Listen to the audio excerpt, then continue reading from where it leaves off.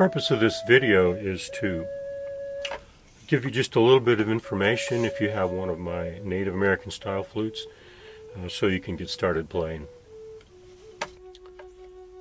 Probably the most distinctive feature of the flute is this bird that sits on top.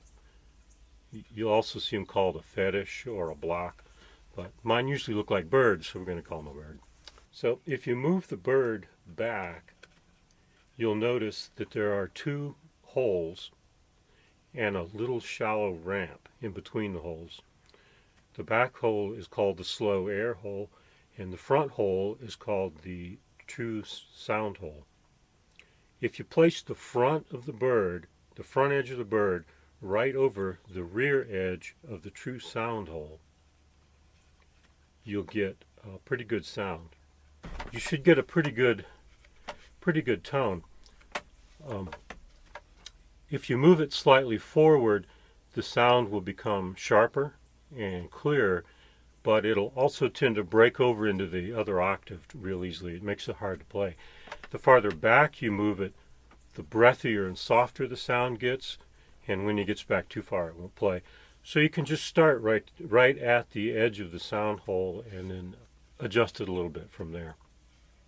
All of these flutes are tuned to minor pentatonic scale.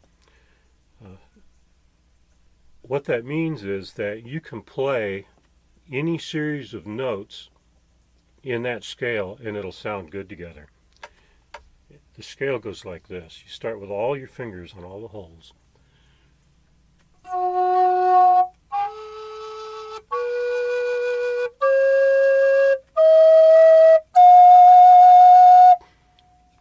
So you'll notice that I keep the fifth hole covered all the time. You never uncover it.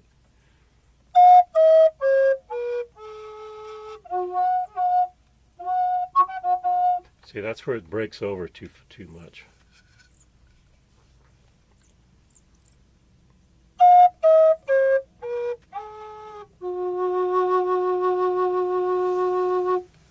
Now, you can play almost anything on one of these flutes.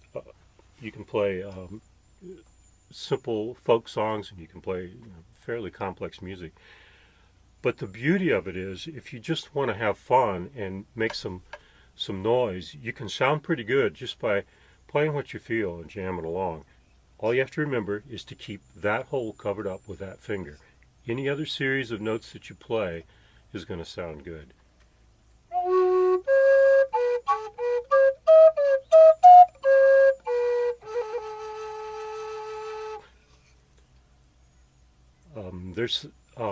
If you want to play fancier music and you want to know a lot more about the flute, there's a website called flutopedia.com where you can get sheet music and lots of information. Also, it's good to listen to some Native American flute players. Carlos Nakai is probably the most well-known.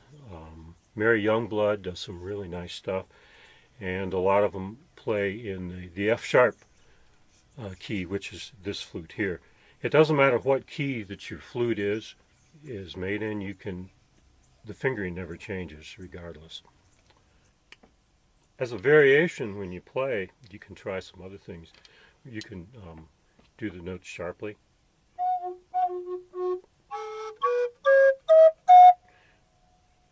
Or you can blend them together.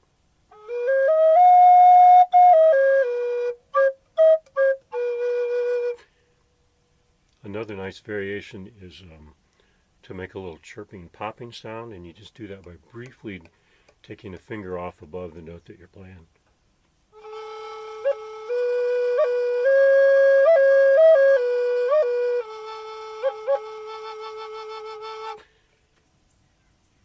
After you play for a while, your breath condenses inside the flute, and that moisture interferes with the way it plays.